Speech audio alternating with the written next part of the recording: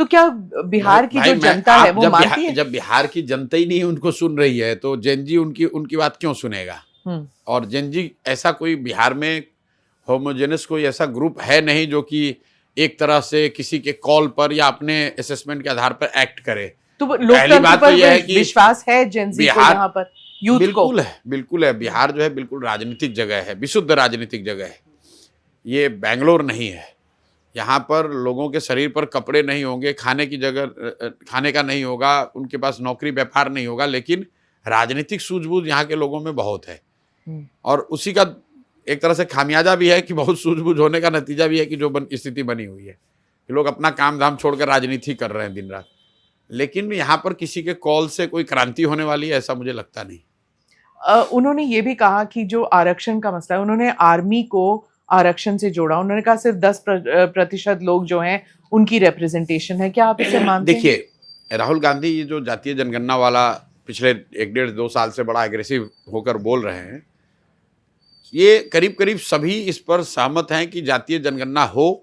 कोई भी ऐसी जानकारी, सर्वे, जनगणना जिससे कि समाज के विभिन्न वर्गों की आपको बेहतर समझ बने तो निश्चित तौर पर उसका स्वागत किया जाना चाहिए। जातीय जनगणना से अगर आपको बेहतर समझ बनती है तो उसमें कोई दिक्कत नहीं है।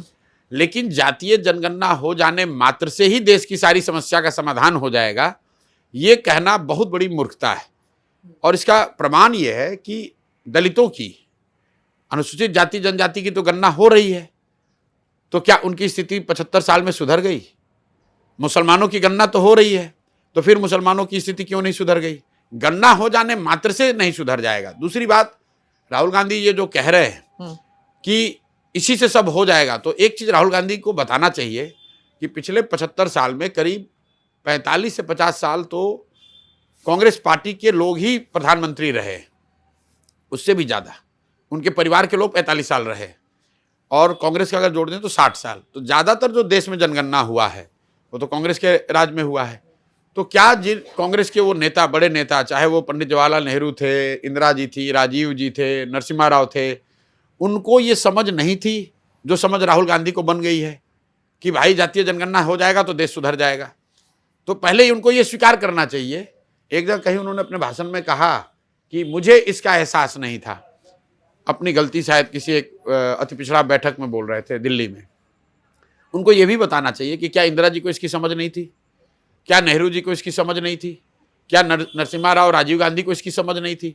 और अगर उनको समझ थी कि जातीय जनगणना से ही पूरा देश सुधर जाएगा, तब तो इसका मतलब है कि कांग्रेस का नेतृत्व ही इसके लिए दोषी है। सर्वे बिहार में भी हुआ, सर्वे कोई फर्क नहीं। अच्छा ये बताइए कि बिहार में जातीय जनगणना हुआ, उससे बिहार में क्या सुधर गया?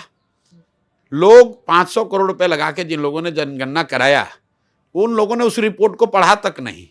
30 वर्ष से बिहार में सामाजिक न्याय, समाजवाद का ढकोसला करके जो लोग सरकार चला रहे हैं, उसी जातीय जनगणना में ये लिखा हुआ है, फाइंडिंग जो है, आपके दर्शकों को जानना चाहिए कि 3% अनुसूचित जाति समाज के बच्चे 12वीं पास कर रहे हैं। 7% से कम अति पिछड़ा और मुस्लिम समाज के लोग 12वीं पास कर रहे हैं।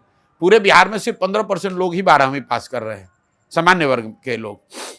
और आप इन मूलभूत मुद्दों पर कोई बात नहीं किया, सीधा कह रहे आरक्षण बढ़ाओ या घटाओ। मैं कह रहा हूं भाई तुम आरक्षण 100% कर दो, फिर भी अगर दलित समाज का 3% बच्चा अगर 12वीं पास ही कर रहा है तो आरक्षण की सीमा कुछ भी हो, उसको फायदा नहीं मिलेगा। अगर अति पिछड़ा 7% ही आरक्षण 12वीं कर रहा है तो कोई भी आरक्षण की सीमा हो उसको उसका लाभ नहीं मिलेगा। तो आप मूलभूत मुद्दे की कि भाई जातीय जनगणना हुआ, उसके आधार पर आपने कहा कि 94 लाख परिवार गरीबी रेखा के नीचे है, 2 लाख रुपए उनको दिया जाएगा, तो आज तक तो 1 रुपए नहीं दिया गया। अब चुनाव आया तो 10-10 हजार रुपए उनमें से कुछ लोगों को आप दे रहे हैं। तो आप जो जनगणना कराएंगे उस पर उसकी जो फाइंडिंग आएगी, उससे उस पर कुछ एक्ट करोगे तब तो सुधार होगा। लाइब्रेरी में जाने से आप विद्वान थोड़ी हो जाइएगा, किताब को पढ़ना पड़ेगा। प्रशांत जी, बिहार की राजनीति में बेइंतहा जाति का प्रभाव होता है, बाकी राज्यों में भी होता है, लेकिन क्या इसे बढ़ा चढ़ा के कहा जाता है या फिर इस इलेक्शन में कम हुआ है? देखिए, मुझे अच्छा लगा कि आपने कहा कि दूसरे जगह भी होता है, क्योंकि मैंने इतना एग्रेसिवली इसको कहा कि भाई ये मत कहो कि सिर्फ बिहार में होता है।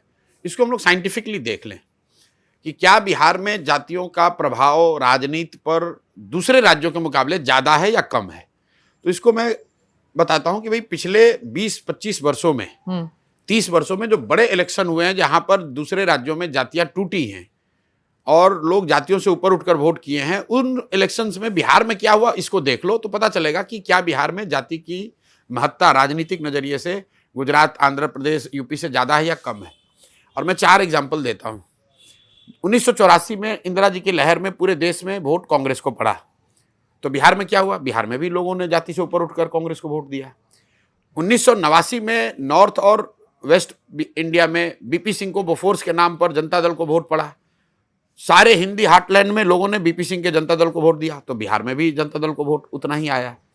2014 में मोदी जी के नाम पर पूरे देश में साउथ इंडिया को छोड़कर एक तरह से लहर दिखा, तो उसमें भी बिहार में भी बिना नीतीश कुमार के गठबंधन के, ध्यान रखिए 14 के लोकसभा में नीतीश कुमार का गठबंधन मोदी से नहीं था, उसके बावजूद यहां पर बीजेपी को भारी सफलता मिली। 2019 में पुलवामा के नाम पर पूरे देश में वोट पड़ा, तो बिहार में भी 40 में 39 सीट पुलवामा का लाभ लेने वाली पार्टी एनडीए को मिला। मैं ये आपको 4 एग्जांपल इसलिए दे रहा हूं कि ये 4 बड़े इलेक्शन नहीं, हाँ मैं उस पर आ रहा हूं, विधानसभा इलेक्शन मैं उस पर आ रहा हूं।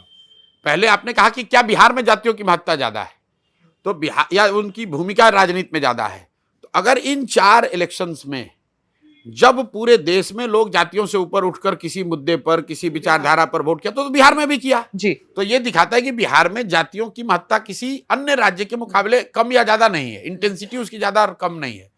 यहां पर क्या है कि चर्चा बहुत है, गरीबी ज्यादा है, लोग बेरोजगार बैठे हुए हैं, तो बैठ के दिन भर चर्चा कर रहे हैं। बकैती मैं कहता हूं, बकैती करना, गांव में बैठ के बकैती किए जा रहे हैं। इजराइल से लेके न्यूयॉर्क के मेयर के इलेक्शन से लेके यूक्रेन में क्या हो रहा है, गाजा में क्या हो रहा है, सब पर चर्चा हो रही है। नमस्ते, जय Hind. You're watching ANI podcast with Smita Prakash. अगर हम उसको मस्जिद कहेंगे तो फिर विवाद होगा। The issue is टूटा है क्या भारत? 400 पार का मतलब ये है कि संविधान खतरे में है। क्या हम लोग ये निर्देश देते हैं कि फला को गिरफ्तार करके जेल डाल दें? वही तो कह रहे हैं सब। ये बेबुनियाद निराधार आरोप। सच्चा सुनना चाहो देखो स्मिता प्रकाश ANI, it does not lie।